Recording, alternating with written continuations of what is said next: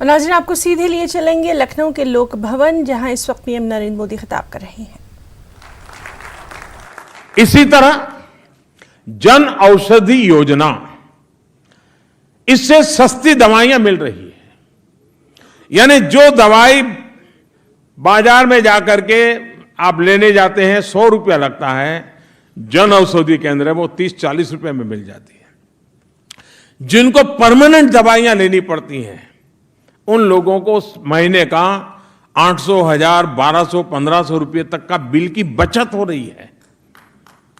यानी पूरे देश में जन औषधि केंद्र बहुत पॉपुलर हो रहे हैं और लोग जन औषधि केंद्र की दवाइयों को पसंद कर रहे हैं।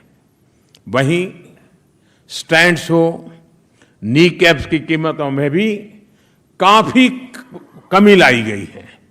साथियों, जैसे जैसे गरीब से गरीब को स्वास्थ्य सेवा उपलब्ध हो रही है, वैसे वैसे हेल्थ केयर की डिमांड भी बढ़ रही है। डिमांड बढ़ रही है तो नए नए अस्पतालों, नए नए क्लिनिक, नए नए नर्सिंग होम बनने का रास्ता खुला है।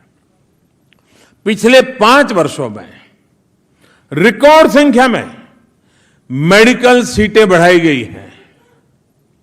इसी साल पूरे देश में 75 नए मेडिकल कॉलेजों को मंजूरी देने का फैसला किया है। एक प्रकार से ये हर 3 लोकसभा सीटों के बीच एक मेडिकल कॉलेज बनाने के हमारे विजन को आगे बढ़ाने वाला एक सफल प्रयास है। और इसका बहुत बड़ा लाभ भी उत्तर प्रदेश को मिल रहा है। बीते 2-3 वर्षों में ही यूपी में 2 दर्जन से ज्यादा मेडिकल कॉलेज स्वीकृत किए जा चुके हैं, जिसमें से अनेक या तो शुरू हो चुके हैं या फिर निर्माण की प्रक्रिया में है। साथियों, सरकार द्वारा महिलाओं और बच्चों के स्वास्थ्य को बेहतर बनाने के लिए मिशन मोड में राष्ट्रीय पोषण अभियान समेत अनेक नए कार्यक्रम चलाए जा रहे हैं। टीबी को भारत से वर्ष 2025 तक पूरी तरह समाप्त करने के लिए भी राष्ट्रीय अभियान चल रहा है। देश के लोगों के स्वास्थ्य को सुधारने में, बीमारी पर होने वाले उनके खर्च को कम करने में ये 4 आयाम बहुत महत्वपूर्ण भूमिका निभा रहे हैं। साथियों, जन स्वास्थ्य के क्षेत्र में हो रहे इस अभूतपूर्व काम का लाभ यूपी में भी देखने को मिल रहा है। इस वर्ष एन्सेफेलाइटिस, इसके मामले में योगी जी और उनकी टीम ने और यूपी की जनता ने बहुत ही सराहनीय काम किया है और इसके लिए आप सब अभिनंदन के अधिकारी हैं।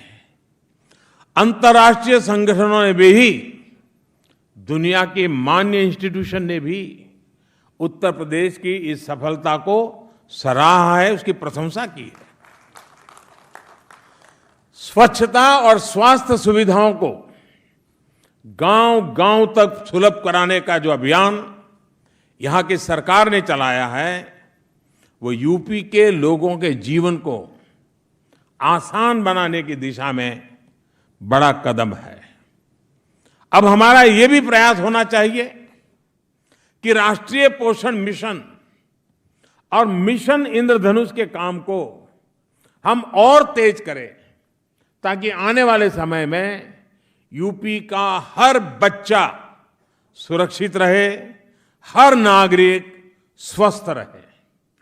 साथियों, आज सुशासन दिवस पर ऐसे समय में जब हम नए वर्ष और नए दशक में प्रवेश करने जा रहे हैं, तब हमें अटल जी की एक और बात अवश्य याद रखनी चाहिए।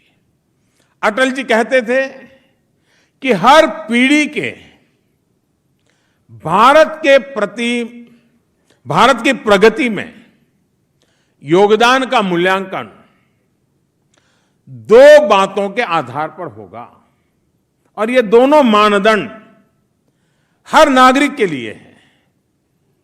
हम कोई भी काम करें इन दोनों मानदंड को हमारे सामने रख करके करें। अटल जी ने हमें जो रास्ता दिखाया है उन दो में पहला है, हमें जो विरासत में मिली कितनी समस्याओं को हमने सुलझाया है, ये पहला मानदंड है। विरासत में समस्याएं आई हैं, आती हैं, लेकिन हमने जो विरासत में मिली वो कितनी समस्याओं को सुलझाया है।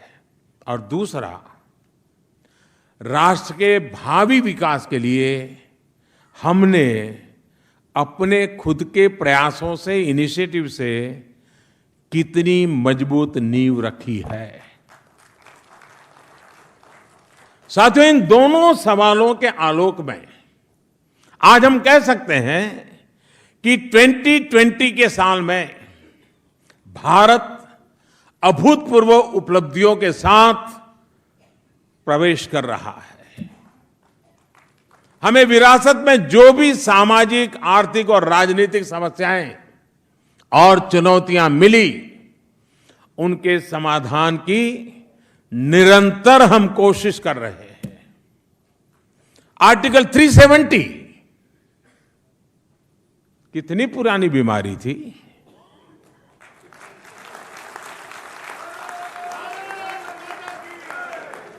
कितनी कठिन लगती थी, हमें विरासत में मिली थी, लेकिन हमारा दायित्व था कि हम ऐसी कठिन से कठिन चुनौतियों को सुलझाने के लिए भरसक प्रयास किए। और इस वक्त की बेहद अहम खबर, मौलाना महमूद मदनी का बड़ा बयान, CAA NPR मौजूदा सूरत में कबूल नहीं। मौलाना महमूद मदनी का बड़ा बयान, CAA NPR मौजूदा सूरत में कबूल नहीं। CAA को लेकर तशद्दुद भी ठीक नहीं है।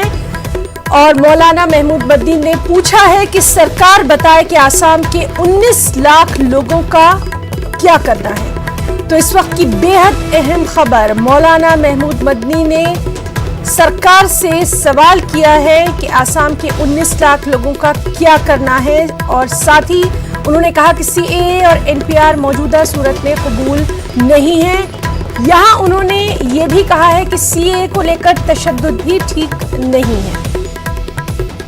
तो मौलाना महमूद मदनी का बड़ा बयान, मौलाना महमूद मदनी ने साफ तौर पर कहा है कि CAA को लेकर जो तशद्दुद हो रहा है वो ठीक नहीं है।